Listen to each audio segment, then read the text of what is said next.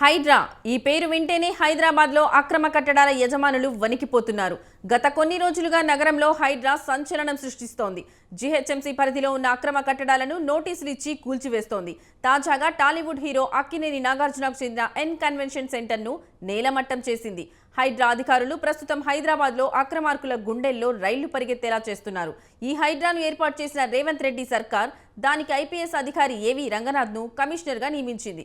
నాగార్జునకు చెందిన ఎన్ కన్వెన్షన్ను కూల్చివేయడంతో ఇప్పుడు ఇదే తెలంగాణ మొత్తం హాట్ టాపిక్గా మారింది.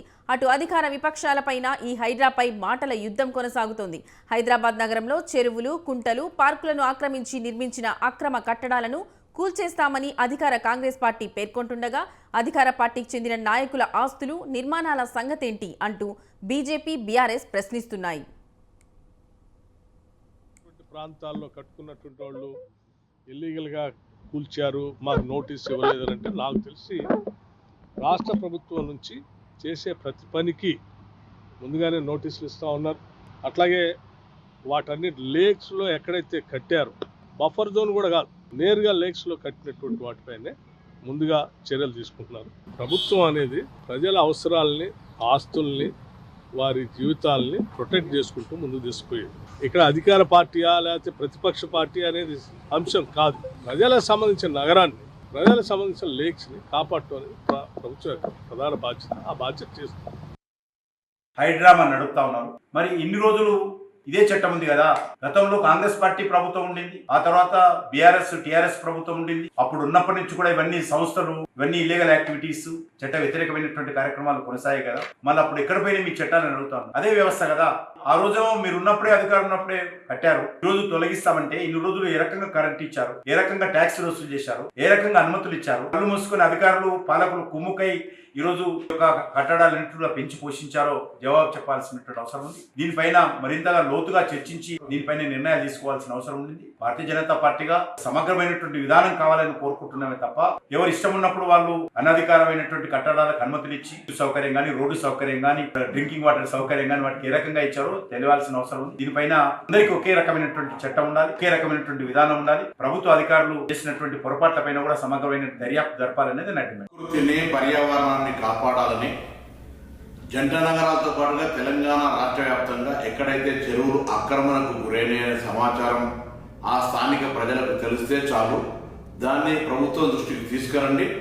ఎంత పెద్దవాళ్ళు ఉన్నా చెరువు ఆక్రమణకు గురి అయిందంటే అక్కడ సంబంధిత అధికారులు వచ్చి తగిన చర్యలు తీసుకుంటారు.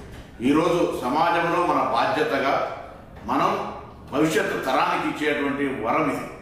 మీ ప్రాంతంలో మీకు ఎక్కడ ఆర్టీఐ ద్వారా తీసుకున్నా, పూర్వీకుల దగ్గర నుంచి వచ్చేటువంటి వారసత్వంలో చెరువులు ఎక్కడెక్కడ ఉండనో తెలుసుకొని అవి ఆక్రమణకు గురైతే ఎంత పెద్దవాళ్ళైనా సరే, ఏ పార్టీ వాళ్ళైనా సరే ఆ సమాచారాన్ని ప్రభుత్వానికి ఫిర్యాదు రూపంలో చేయండి. ముఖ్యంగా హైదరాబాద్ ఇన్ఛార్జ్ మంత్రిగా జరుగుతున్నటువంటి చెరువుల పరిరక్షణకు జరుగుతున్నటువంటి ఒక కార్యక్రమంలో హైదరాబాద్ జంట నగరాల ప్రజలు, రంగారెడ్డి ప్రజలు ప్రకృతిని, భవిష్యత్ తరాన్ని, చెరువులను కాపాడుకొని ఒక వ్యవస్థను కాపాడుకోవడం జరిగే ఈ యొక్క ప్రక్రియలో స్వచ్ఛందంగా మీ ప్రాంతంలో చెరువును రక్షించుకోవడానికి తరలి రావాల్సిందే ఈ సందర్భంగా కోరుతాను. గతంలో హైకోర్టు ఏం జడ్జిమెంట్ ఇచ్చింది, సుప్రీంకోర్టు చెరువులు, కుంటల విషయం లోపల ఏం జడ్జిమెంట్ ఇచ్చింది ఒకసారి చూడండి. మీరే సర్వే చేయమంటారు, మీరే కూలగొట్టమంటారు. 2010లో మీరే ఆర్డర్ ఇస్తారు, 2024లో మళ్ళీ మీరు స్టే ఎందుకు ఇస్తారు? What is this? ఎందుకు జనాన్ని కన్ఫ్యూజ్ చేయాలనుకుంటున్నారు? ఏమవుతుంది ఒక బంగ్లా కూలిపోతే? నాలాలో పిల్లలు వాడి కొట్టుకపోయిన రోజు, నాలా కబ్జా అయిన రోజు మున్సిపల్ మంత్రిని రిమాండ్ చేయమని అడగలేని హైకోర్టు ఇలా ఎన్ కన్వెన్షన్ మీద స్టే ఎట్లా ఇస్తుందండి? ఎస్, యాజ్ అన్ అడ్వకేట్గా బరాబర్ అడుగుతా నేను, ఐ హ్యావ్ ఏ రైట్. ఏం తొందర వచ్చింది ఎన్ కన్వెన్షన్ కూలిపోతే?